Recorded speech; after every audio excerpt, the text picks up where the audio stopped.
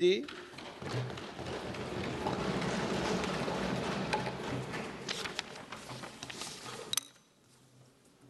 Thank you, Speaker, sir. I think there were 43 honourable members who spoke on the bill, if my number's right. So I'll talk less on the details of the supplementary demand, especially because I will be answering Shri N.K. Premachandran on specific questions that he raised, which is very valid. And as an honourable member, he's got every business to raise questions. I will certainly come to responding to him. But just to give a start, I'd like to say that this first batch of supplementary demand for grants includes 72 grants and 1 appropriation, that is for the Supreme Court of India. So the authorization is being sought for gross additional expenditure of 1,32,268.85 crores, sir, wherein the net cash outgo or the cash supplementary is about 41,455.39 crore, of which I'll give the breakdown a bit later. Technical supplementary, which doesn't have an additional cash outgo, is about 90,812.17 crores. So this batch of the supplementary demand for grants also provides for recoupment of contingency fund advance of 14,825.42 crores. So much before I go into the detail, I'm a bit disappointed that there are members who speak, oh, this shows lack of budgetary planning and so on. Supplementary demands are absolutely necessary for a responsive government. I can't respond to departments or states which ask for funds on certain very critical aspects, saying, no, what I've given you in BAE is the final word, please take off. I can't say that. I will have to be responsive. But yet, I agree. I can't. माननीय वित्त मंत्री जी थोड़ा बताते रहो, धीरे धीरे सीख जाएंगे. अभी कुछ ट्रेनिंग पार्ट में होते नए हैं. So, of course, I granted that I can't have too many supplementary demands.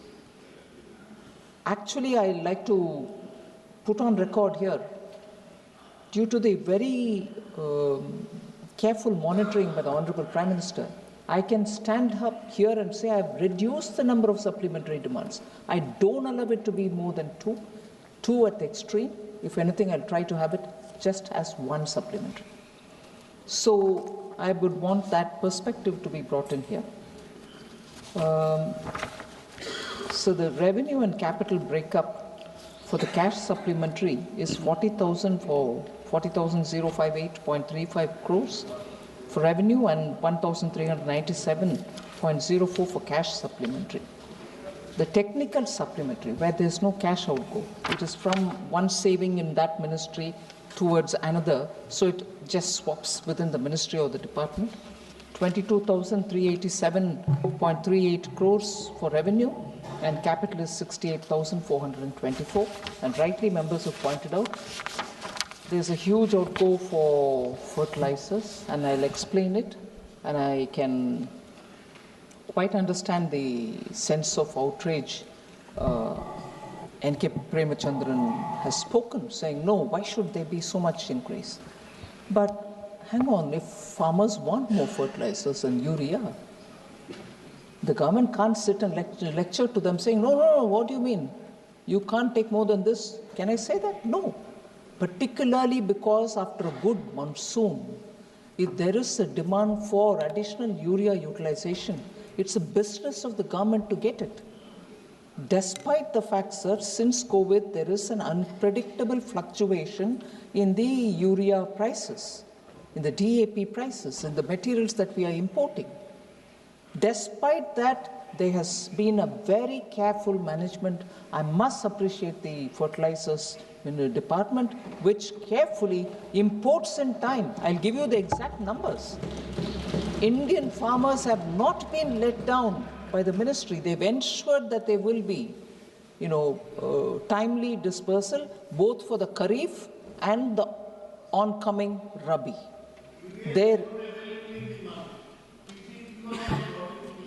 You think so? So I will give you all the numbers, sir. So that's fine.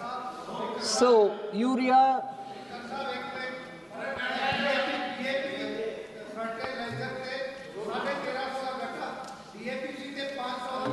आप बोलिए प्लीज, ऐसे बीच में नहीं उठते, प्लीज बैठिए। नो नो प्रॉब्लम है क्या? बैठिए आप। So I will speak as I respond to the honourable members. I thought this supplementary should have no issues for honourable. अगर दादा नहीं उठे तो सदन में जीवंता भी नजर नहीं आए। ठीक है सर, आप सदस्यों के पक्ष में ही रहते हैं कभी भी। So सदस्य के कारण ही सदन है। हाँ, fully. So just to respond, sir. Again, I was a bit disappointed. Honourable Member Dipender Huda was probably giving a political speech here, and I want to give them that space. But it can't be on absolutely baseless,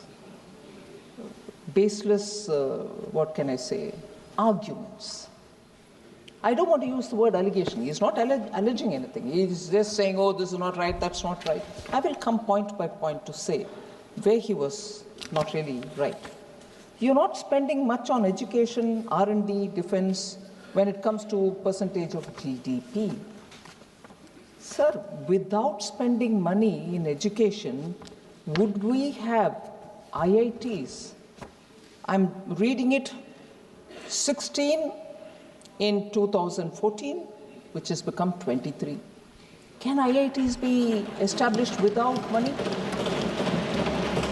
6 new IITs, Indian School of Mines, Dhanbad, according to IIT, accorded also IIT status. Similarly, IIMs, 13 to 21. Without money, can it be done? NITs, 30 to 31, NIT Andhra Pradesh established in 2015. Triple ITs, 9 to 25. 16 new triple ITs. Central universities from 40 to 48. AIMS from 7 to 12. 16 are approved, 12 are established. So, education spending, these things could not happen if there is no money given.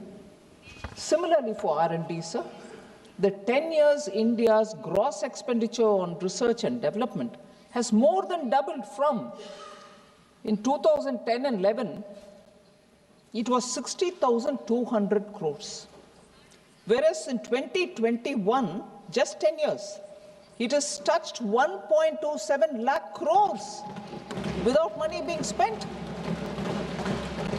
Separately, 1 lakh crore has been given for research and development grant, which has been launched, which will boost private-led innovation.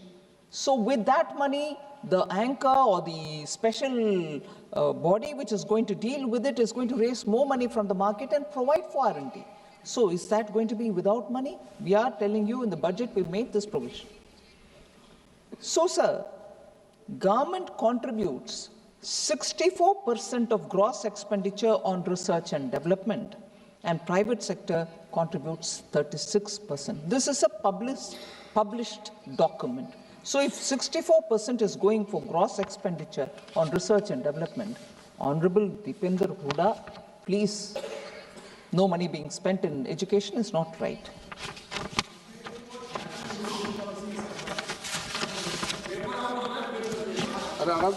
Sir, defense, education was one thing, research and development was another, and defense was the third. You're not spending money. So 53.83 lakh crores have been allocated for defense since 2014-15. 53.83 lakh crores. Is that not money going for defense? Otherwise, today, why would we also have defense production capabilities multiplied in this country? Indigenous defense production hit a record of 1.27 lakh crores in 23-24. A 174% surge from 46,400 crores in 2014-15. 2014-15, 46,400 Now, where is it reached even by 23-24? 1.27 lakh crores, sir. Is that possible without spending? 16,000 MSMEs are emerging as game changers, strengthening indigenous defense capabilities. Will they grow without support? MSMEs which are specializing in defense manufacturing. 788 industrial licenses have been issued for 462 companies for producing defense. And India's defense exports, which I'm sure the defense minister has said in so many different answers that he's given in the parliament questions. 2014, defense exports from India was 1,000 crores only. In 24-25, sir, it is 23,622 crores. Is that possible without a policy which helps? So that is one.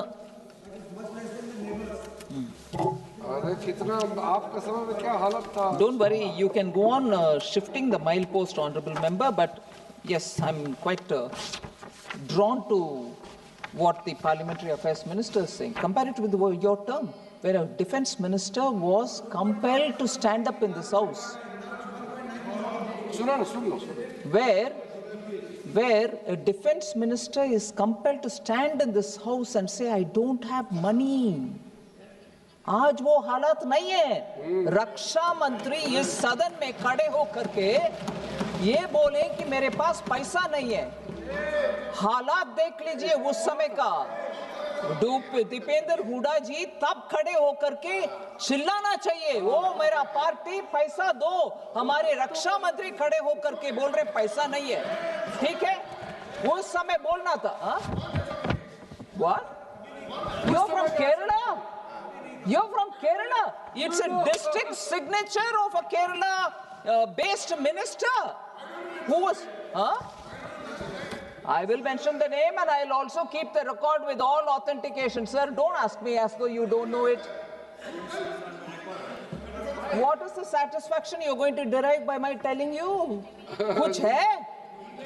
अरे आप ही का minister जी केरला से.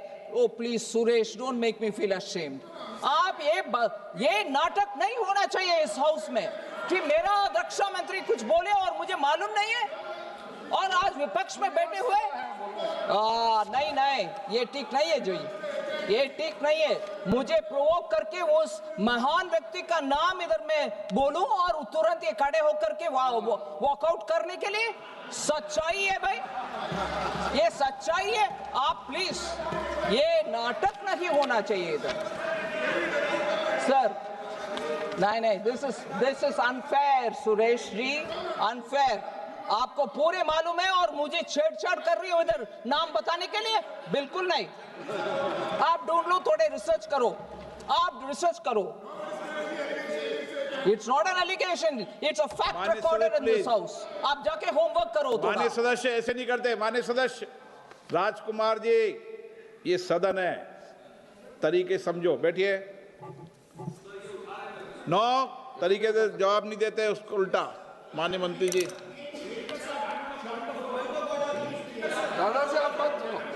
एक minute please. माननीय सदस्य please, आप बैठिए। It is harassment to say that. Tell me the name. I don't know the name of my own minister who said that. क्या बात कर रहे हैं जी? अभी बुलाता हूं आपको, 2 मिनट रुक जाइए। हो या नंबर बताइए क्या है? पॉइंट आउट नंबर 352 नंबर बताइए। Rule 352. My only submission is I don't want to have the name, but when the Honorable Finance Minister is referring to a minister who has made a statement in the House, they have to authenticate that well. Senior हो, जो माननीय सदस्य इस सदन का उसका सदस्य नहीं है, उसका नाम नहीं लेना चाहिए, यही बताओगे ना आप? माननीय मंत्री जी, अरे ये तो ग्रेसफुल है। Finance Minister is graceful enough not to take name, whereas everybody knows it. So be satisfied.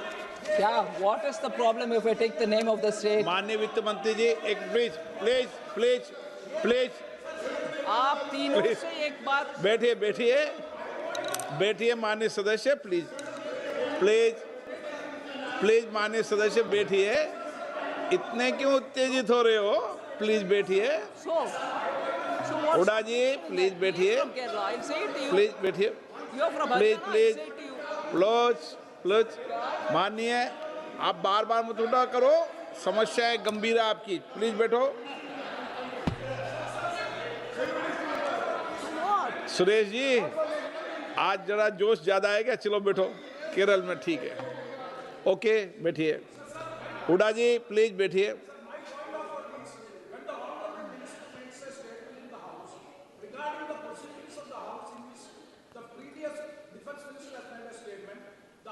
Like to know when, under what circumstances the Honourable Minister has made, that has to be authenticated by the Honourable Minister. That is the only point of order I would like to make. तो पूरे N K Premachandran जी का point को मैं क्या बोलते हैं, I take it upon my head as responsibility and पूरे authentication table पर रखूंगी सर कल दोपहर के अंदर। Of course I will do it, of course it's not as if I have said it without responsibility. मैं आपको, वित्त मंत्री जी बैठिए, बैठ रहे, मैंने आपको कहा है नहीं कि आप सदन के पटल पे रखो, मैं उनका जवाब दूंगा ना। 352 का जो वो उठा रहे हैं मैं जवाब दूंगा उसको। 352 के अंदर कभी भी जब डिबेट चल रही हो, डिबेट के संदर्भ में इन सारे विषयों को बोला जा सकता है, ये भी है उसमें 352 में, ठीक है। ये है नहीं है वे Premchandan ji. No no I will obey the order of the chair sir. चलिए माननीय वित्त मंत्री जी चलिए। सर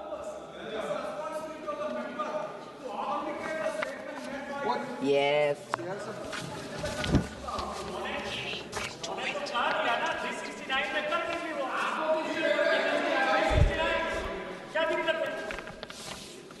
नहीं क्यों कर दे हैं, मैंने डायरेक्शन दिए हैं क्या, क्यों कर दे हैं? जब मैंने व्यवस्था दे दी 352 की, पूरी व्यवस्था पढ़ दूं क्या आज 352 की? हर बार सदन में 352 की व्यवस्था पढ़ना जरूरी हो गया तो आज पढ़ी देते हैं इसको भी। बैठिए वित्त मंत्री जी।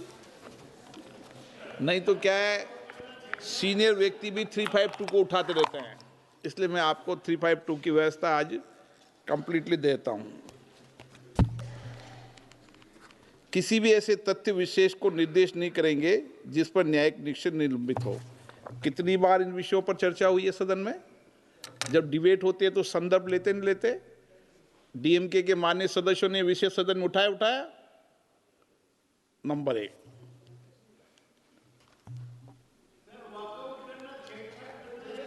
सभा के किसी अन्य सदस्य पर कोई हेतु लांछन लगाते हुए अधिकृत नहीं करेंगे, सद्भावना आपत्ति के व्यक्ति निर्देश नहीं करेंगे जब तक कि ऐसा निर्देश विचाराधीन प्रश्न या सुसंगत होने के कारण वाद विवाद प्रयोजन के लिए अनिवार्यता है। ये है इसका कि सभा में माननीय मंत्री महोदय ने जो अपनी बात कही है, वो उन्होंने जो प्रश्न उठाया उसके संदर्भ में उन्होंने अपनी बात को कहा है। ये रेफरेंस इसके अंदर है। 352 क्लियर है प्रेमचंदन जी? ओके, कंफ्यूजन नहीं होना चाहिए सदन में ना। आप सीनियर व्यक्ति हैं, चेयर पे बैठते हैं माननीय सर।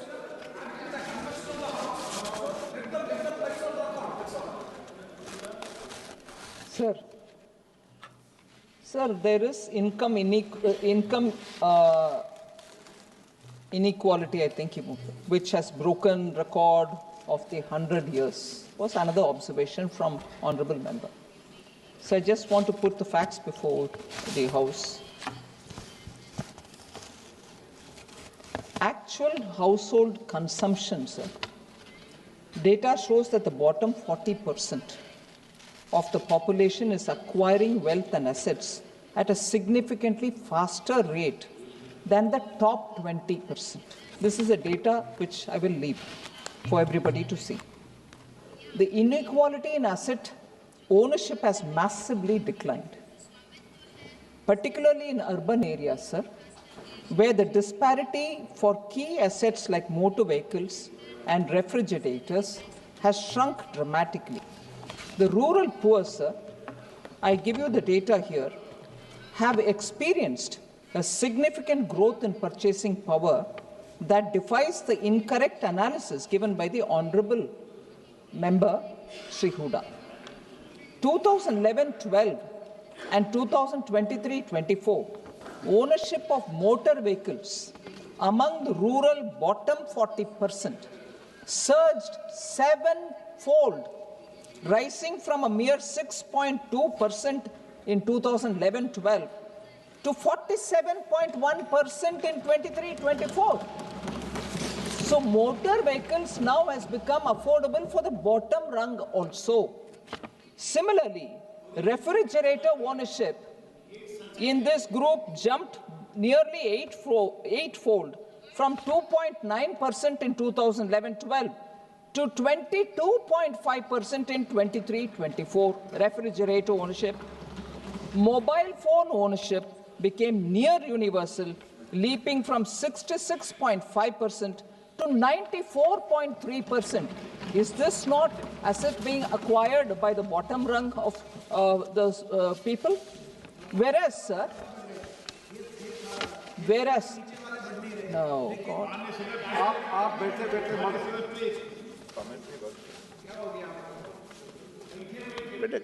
ऐसे नहीं था, ये दादा से ये गलत आप सिखा दिया, ऐसे पहले निकलना ऐसा नहीं था। Sir, in urban India, sir, अच्छी चीज सीखे, बुरी चीज क्यों सीखे? बुरी चीज सीख रहे हैं सर। माननीय मंत्री महोदय। Sir, urban India, sir, the consumption gap is not just closing. For some assets, it has been completely reversed. For the first time, the urban bottom 40% now owns more televisions, that is 77.4%, than the top 20, 72.1%. The upper level 72.1%, here it is 77.4%. Ownership gap for aspirational goods like refrigerators in urban areas actually collapsed from 46.3% points in 2011-12 to just 12 percentage points in 23-24. So the asset poverty expression, sir, which is defined as households owning none of the key assets, so that is asset poverty. That number has actually been thrashed, falling from roughly 30% to just 5% among rural poor, which means rural poor now 5% or less are the ones without any asset at all, whereas the rest of them have some asset or the other. So we need to understand that in the last one decade, growth has actually become quite broad-based, and people from the bottom rung are the ones who are acquiring one or the asset.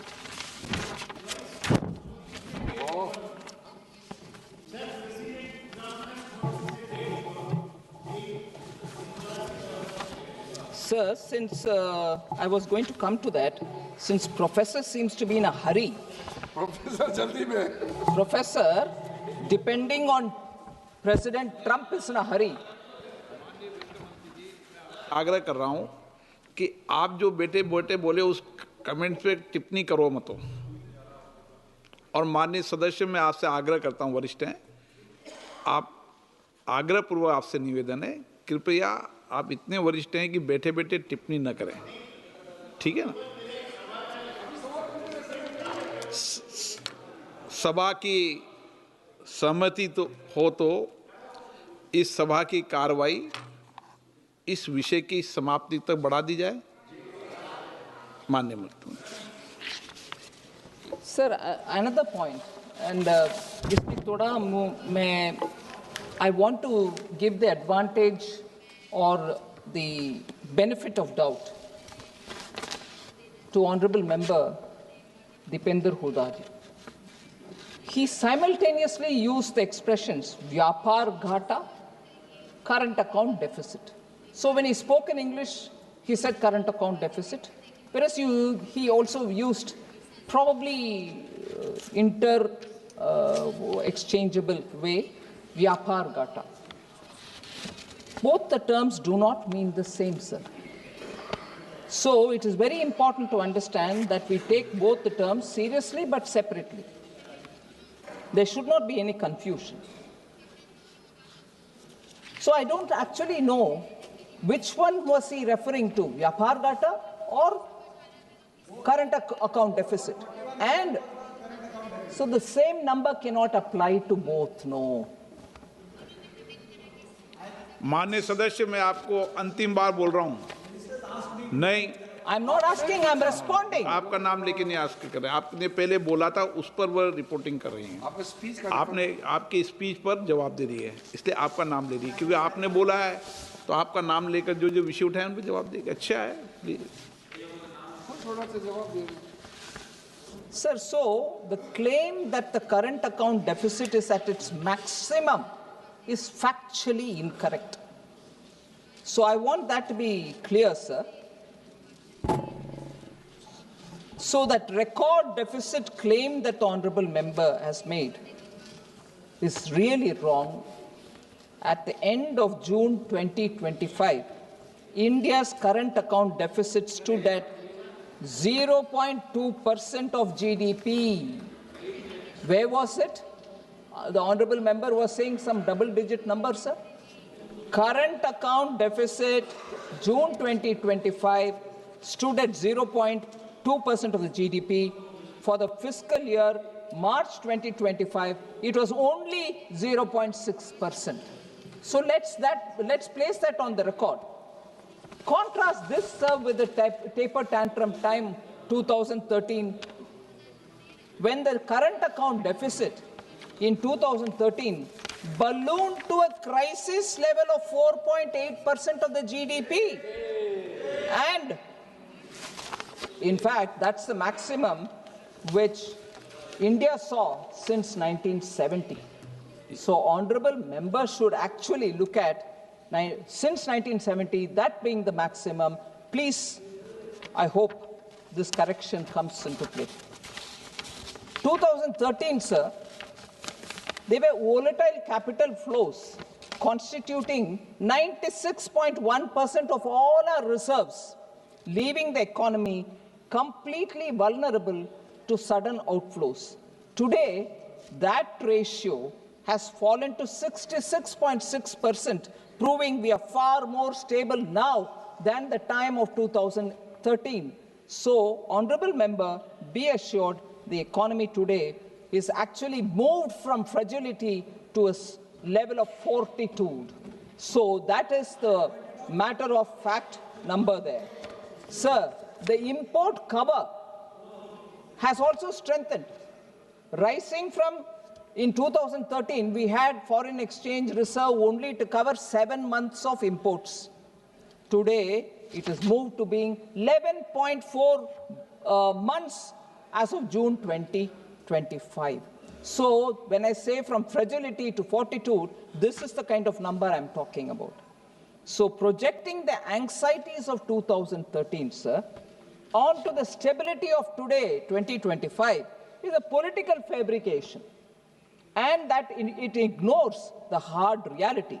India has actually transitioned from external vulnerability to external resilience. So I would want to draw that to the honorable member's attention.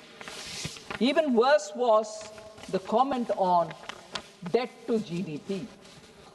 Sir, central government's debt to GDP in 2013-14 was 52.2% of GDP. That was actually reduced by the time it was 2018-19 to 48.9% because of the strict monitoring which Honorable PM maintains on fiscal balance and strictly adhering to the policy of gradual fiscal consolidation. Whoever would have thought that we'll have COVID, as a result of which proactively government took measures to make sure lives are protected, livelihoods are taken care of, and our debt to GDP went up to 61.4%. It actually shot up.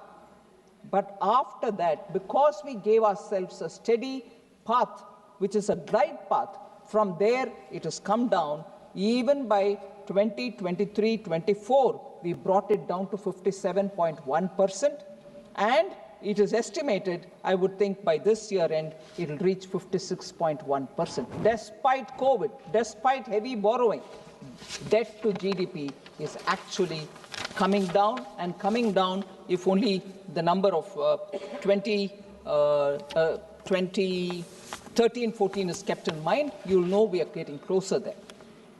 That is even without looking at how it was managed during the global financial crisis, 2008. Sir, I do not want again to speak about debt to GSDP of several states. I'm not naming any state here, because it's a genuine concern. Debt to GDP will have to be brought down. It's also true that the debt to GSDP of many states are also shooting up. The honorable member should also, it's a legitimate concern, I've answered it, and I'm showing that we are bringing that debt to GDP down. We've given a commitment in the Parliament, we are abiding by it every year without failure since 2020-21. Equally, there should be concern about debt to GSDP of many states. I'm not taking any state's name, but honorable member and many of us should be equally concerned about debt to GSDP in states, which are also going really badly, and therefore collectively we have to work to bring the debt to GDP number, the debt to GSDP number down. So Make in India has now become Make for India. Again, sorry, sir, absolutely ignores outcomes on the ground. That's not a fair comment to place. India has emerged as a net exporter in sectors such as electronics, pharmaceutical, engineering goods, and defense. When I say net exporter, I'm sure the honorable members know that what we export and what we import are aligned, are reconciled. And when you are a net exporter, you mean that you're exporting more than what you're importing. Just give few numbers. In 2014-15, sir, production of electronic goods in this country was only 1.9 lakh crore. In 24-25, it is 11.3 lakh crores. So, exports of electronic goods, 14-15, 38,000 crore it was. Now it's 3.27 lakh crores. 8 times it has grown. Mobile manufacturing units were only 2 in 2014-15. 24-25, there are 300 of them. 150 times grown. Mobile phone production, 18,000 crores in 2014-15. Today, 2024-25, 5.45 lakh crores, 28 times growth. Mobile phone exports, 1,500 crores in 2014-15. Today it is 24-25, it is 2 lakh crores, 127 times more than what it was earlier. So, Make in India for the world is happening. We should just recognize it rather than seeing it as an achievement of the people. We should not ignore it or undermine it. Sir, several members spoke about how IMF has highlighted concerns about GDP data. Not even a week ago, I stood in this house and explained, what is that C grade? What is it for? Singularly, it is for the fact that we are still keeping 2011-12 as the base year. And Ministry of Statistics and Program Implementation has already announced that from late January 2026, the base year transition will happen, and as a result of which your grading for that one particular base year argument of our national statistics will change it. But many members said you were B, now you have come to C, is utterly wrong. It's absolutely wrong. India's number grading has remained the same. At the median rating for this year is B. IMF did not downgrade India's rating. The same grade given to India's national accounts statistics in 2024 staff report as well. So it had added that the GDP series with 2011-12 as the base year should be rebased as soon as feasible. That's what they said. So for us to go on saying that there's been a downgrade by IMF is misleading this House, not right. For this year, IMF gave B for overall statistics. So I think it is important that members get the facts right. Sir, average growth rate in the last 10 years of UPA was 8.1%, and in India it is 5.75. Then what's there to rejoice? Sir, whoever would have thought you'll have a once-in-a-century pandemic, sir? And despite that, India is the fastest growing, not 1 year, continuously, 2, 3, 4th year. Is that not something that the people of India deserve to be recognized for? On the contrary, we go on saying ours was 8.1, yours is this. I just want to put the facts before you, sir. I want to put the facts before you, sir. We had to actually deal with high twin deficits. Fiscal deficit in 2013 was 4.9%, and current account deficit was 4.8%, both in the year 2013. Twin deficits. If that's the credit they want to take for themselves, they should. No time in India, both these deficits run simultaneously. That's the data point on which Honorable Member Huda should introspect. Food articles, WPI, food articles, which averaged at 12.2% annually in the 5 years ending 2013-14. Where is WPI today, sir? Where is CPI today, sir? And therefore, to go on repeating as though their record in inflation management was better. I don't know if I should take the name again. Recently, there's a lot of talk about how former Reserve Bank governor, former chief economic advisor, the same person, has been commenting on how India has successfully managed inflation. If you want the name, I'll say it also and get you the video of what he said. India under Prime Minister Modi has succeeded in keeping inflation under control is an observation given by former governor of Reserve Bank. Sir, Trump said India is a dead economy. What is the central government saying? Sir, while the global growth is 3.2%, India is growing at 8.2% last quarter, becoming the fastest growing major economy. Every institution is raising our growth outlook for this year and for the forthcoming year. IMF Chief Kristalina Georgieva on 14th October 2025 said, I'm very big on India because of the boldness of their reforms. India has proven the naysayers wrong, unquote. So there are clear expressions recognizing India's growth, and no dead economy gets a credit rating upgrade by DBRS, S&P, and R&I. If your economy is dead, why will they upgrade, sir, your growth? Your credit rating, sir, why is it getting upgraded? So somebody said something somewhere, however important that somebody is. We should not depend on that, but rely on data available within the country and also data coming from elsewhere. Rely on data. Can a dead economy grow at 8.2%? Can a dead economy get credit rating upgrades?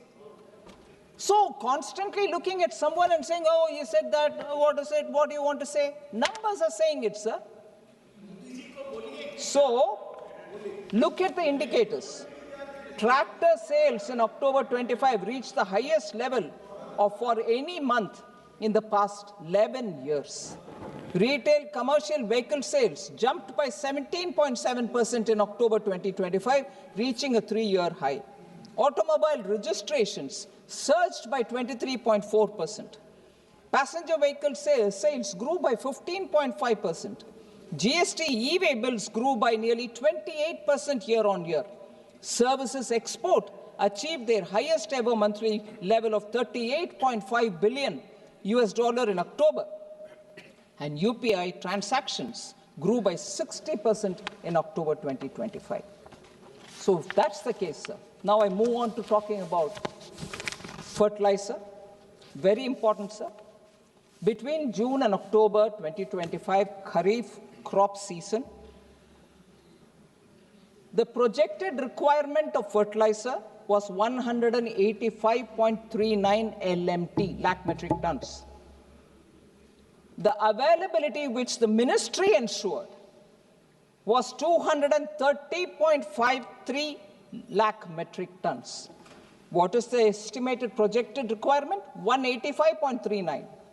What is the availability? 230.53. Okay, you can say, oh, you made it available, but it didn't reach the ground. What was the sales? 193.20 lakh metric tons. So what was projected? More than that got sold, and more than that is still there. So we have managed it in such a way that today we have a buffer available for the oncoming Rabi season also. So within a month, by carefully managing the import, urea stock increased from 48.64 lakh metric tons as of 1st October 2025 to 68.85 lakh metric tons by October 31st, 2025, which means within a month, 20.21 lakh metric tons have been added by carefully importing steadily. So there is no shortage, neither during the Kharif nor for the current Rabi season. So domestic urea, and also this point was made, if the overall stock increased from 48.64 lakh metric tons as of October 21st, which is what I said, to 68.85 lakh metric tons by October 31st. Where is the shortage, sir? We've been importing without blinking our eye because we don't want any shortage for farmers. Domestic urea production, about which N.K. Premachandran ji spoke. Domestic urea production has also shown improvement, with the production during October 2025 reaching 26.88 lakh metric tons, sir, higher by 1.05 lakh metric tons compared to the same month last year. So even month-to-month comparison, we have increased by 1 lakh metric tons within the country by domestic production. Not only we are importing despite the increase in cost, but we are also increasing the domestic production.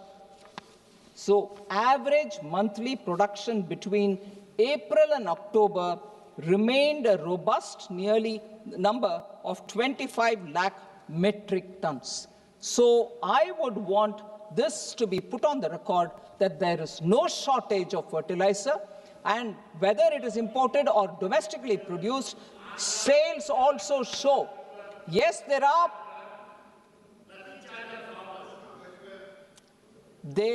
sir, demand from the farmers because, as I said, monsoon was very good. They see prospects for one more crop because of the rain and lovely moisture on the ground. So farmers want more urea, and to give them the additional urea that they may require, we have made sure that the import and the domestic production are going on. So I just want N.K. Premachandran ji, no carelessness in dealing with the amount. the amount supplementary demand for grant requires is because we are ensuring that there is enough stock of fertilizer. So to that extent, you need the additional appropriation. So that's why we've come to the House to say, please give us the right so that we'll get more for them. For imports, sir, further, the imports of approximately 17.5 lakh metric tons are already lined up for November and December. They will keep coming. The payments are done. 17.5 lakh metric tons are coming now, imported, just so that there shall not be any more doubts in the mind. The stock is there, we will distribute it. Center has supplied fertilizers to every state, and the supplies are monitored in real time through integrated fertilizer monitoring system. So that I want to put on record, sir, so there is no shortage. Sir, Honorable Member Neeraj Maurya, is he here? Said, we have brought in this new scheme in the education sector, one nation, one subscription. What comedy it is. Honestly, sir, education, we are spending. Please do not call it a comedy. Universities in top cities have subscription for very good journals and peer-reviewed articles which come in digital form as well. That university can afford to pay the money and get the subscription. But universities which are in smaller towns, state universities, which are in tier 2, tier 3 towns, cannot give that kind of money for subscription. So India actually collectively bargained. And I appreciate the HRD. I was in a university. It was so expensive to have to get the subscription paid to get some magazines or journals which are important. India has taken a very good decision under Prime Minister Modi so that this country will subscribe and get the subscription, and it will be available for big towns, small towns, tier 2 towns, any town, anywhere. Actually democratizing availability of such research-based magazine for all students in India. ये comedy नहीं है, नीरज मौर्य जी, ये comedy नहीं है. ये सच में students के लिए ये वरदान है. It's a blessing. You may be in any town, you will get the best of magazines subscribed by the country for your research requirement. इससे बढ़िया सुविधा किसी और चीज में नहीं हो सकता है, especially for education. इसका प्रयोग और उपयोग बहुत सारे स्टूडेंट्स कर रहे हैं, sir. It has actually become a gold mine of knowledge available for top quality scholarly journals. To nearly 1.8 crore students का इससे benefit हो रहा है. 1.8 crore.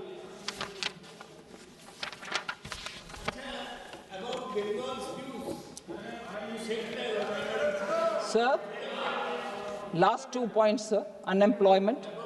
5.8% was the overall unemployment rate as per usual status, declined from 5.8% to 3.2% in 23-24, 5.8 in 2018-19.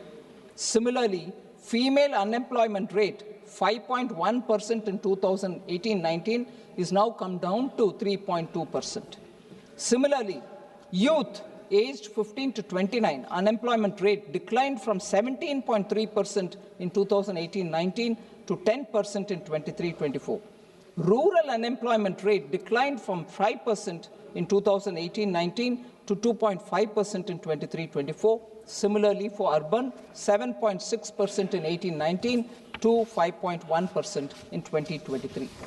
So there are more data available, but the one important thing is EPFO. Overall EPFO membership has increased from 3.76 crore in 2016 to 7.37 crore in 24. The net additions to EPFO, which will actually tell you about the unique number of people who have newly joined, is the net EPFO addition in 2025 stood at 129.8 lakhs, reflects that jobs are being taken by young people. Sir, Women's safety was a question which one of the honorable members raised.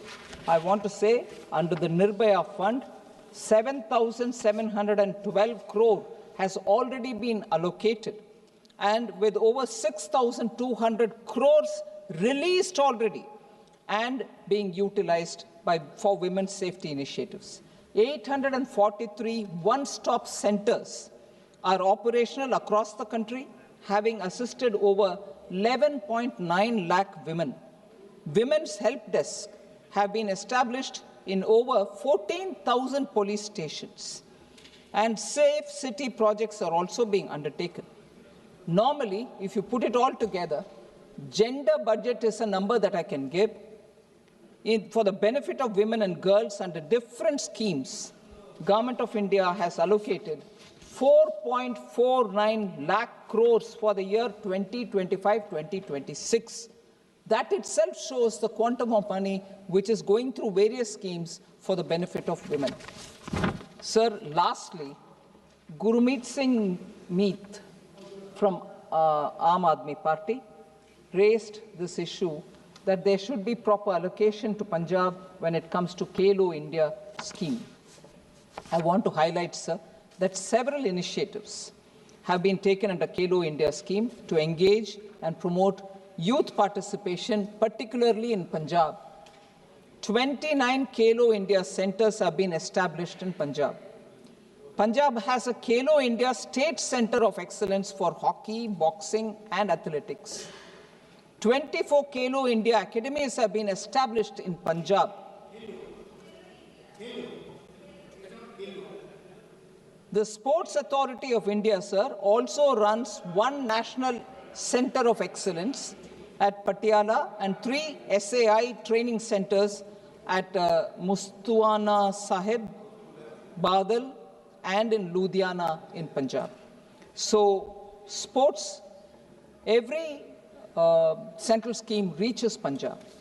Sir, lastly, I want to refer to Honorable Member Rajkumar Roth. He is not here. Rajkumar Roth, he is not here, sir. Natural farming against using pesticides and fertilizer. Actually speaking, Honorable Prime Minister has spent a considerable amount of his time advocating natural farming. He has actually gone to different parts of the country to give encouragement. One last such meeting was held in Coimbatore, when farmers came in hundreds to speak about how natural farming can help us. So, Honorable Member Rajkumar Roth should actually refer to all the Prime Minister's speeches on that. And he also has spoken about GST बढ़ाया गया. किसी को बढ़ाया नहीं, कम सबका कम कर दिया, sir. Maybe I will send him all the details with which he'll be sure that we have not increased anybody's GST, except of course it's a demerit good.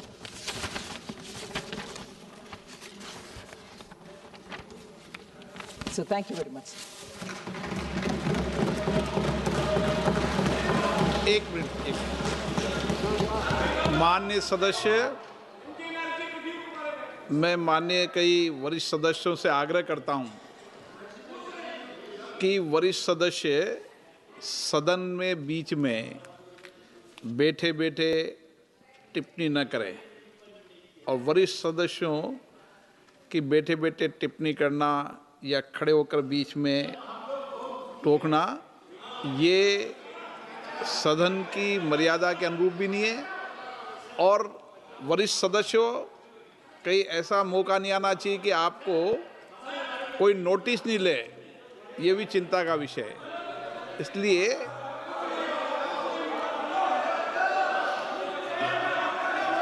अनुदानों की अनुपूरक मांगों पर डॉक्टर टी सुमधि और